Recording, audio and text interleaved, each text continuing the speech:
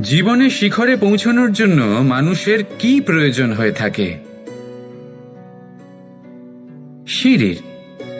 কিন্তু তাও প্রত্যেক মানুষ, প্রত্যেক ব্যক্তি শিখরে পৌঁছতে পারেন না।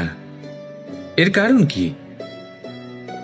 কারণ একটা হতে পারে যে মানুষ কল্পনা করতে থাকেন কিন্তু সিঁড়ি খুঁজে পান না। কিছু মানুষ খুঁজে নেন কিন্তু তা পেয়ে এতটাই প্রসন্ন হয়ে যান যে তারপর আর কোনো কর্মই করেন না। খুব সোজা ব্যাপার। অনেক মানুষ সিঁড়ি খুঁজে পান না, আর যদি পেয়েও যান তাও যতক্ষণ না তাতে চড়ছেন সেই শিখরে পৌঁছবেন কি করে? যতক্ষণ না আপনি পরিশ্রম করছেন, যতক্ষণ না সেই সিঁড়িতে আপনি চড়ছেন, যতক্ষণ না ক্লান্ত হচ্ছেন, আপনার পায়ে হাঁটুতে ব্যথা না হচ্ছে, ততক্ষণ এই শিখরে পৌঁছানোর সৌভাগ্য লাভ করতে পারবেন না। তাহলে কল্পনার সাথে কর্ম করুন, পরিকল্পনার সাথে পরিশ্রম করুন, সব কিছু পাবেন। আসুন আমার সাথে ভালোবেসে বলুন, রাধা রাধা। সুখ আর অভিজ্ঞতা, এই দুই জীবনে একসাথে কখনোই আসে না। মনে রাখবেন, যেখানে সুখ থাকে সেখানে অভিজ্ঞতা থাকে না।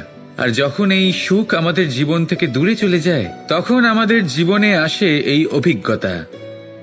পরমাত্মা, প্রকৃতি, নিয়তি এই অভিজ্ঞতাকে আমাদের জীবনে পাঠান যাতে আমরা একটা অত্যন্ত গুরুত্বপূর্ণ শিক্ষা, একটা জ্ঞান প্রাপ্ত করতে পারি।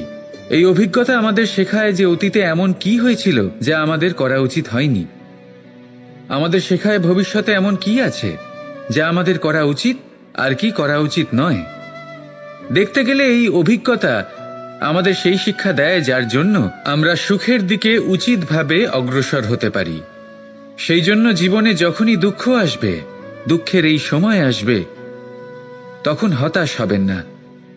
বোঝার চেষ্টা করুন এই পরিস্থিতি কেন এসেছে, কি শিক্ষা দিতে এসেছে।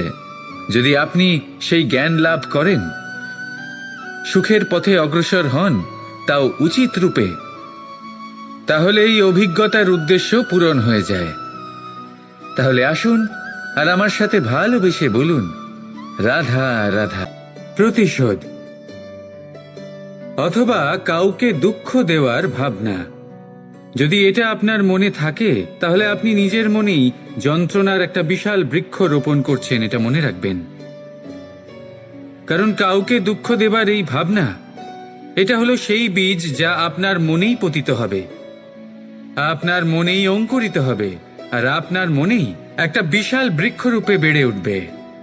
জীবন আপনার, কর্ম আপনার, কাউকে দুঃখ দেবার ভাবনা আপনার ছিল, এই বৃক্ষ হলো আপনার, তাই এর ফলও আপনিই পাবেন, যা গ্রহণও আপনাকেই করতে হবে। মনে রাখবেন, যে মানুষ এটা ভাবে যে আমি ওকে দুঃখ দেব, ওকে কষ্ট দিতে চাই আমি, সেই মানুষই দুঃখ আর কষ্ট পেয়ে থাকে।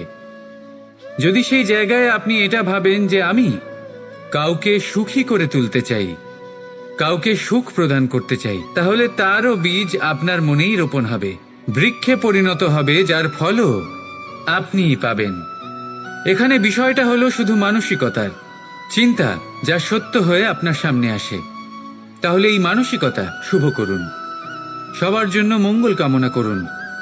অন্যের মনে আপনার জন্য ভালো চিন্তা থাকুক বা না থাকুক, আপনি সবার জন্য শুভ চিন্তা করে কর্ম করতে থাকুন, তাহলে আপনার সাথেও ভালোই হবে। তাহলে আসুন আর আমার সাথে ভালোবেসে বলুন, রাধা রাধা।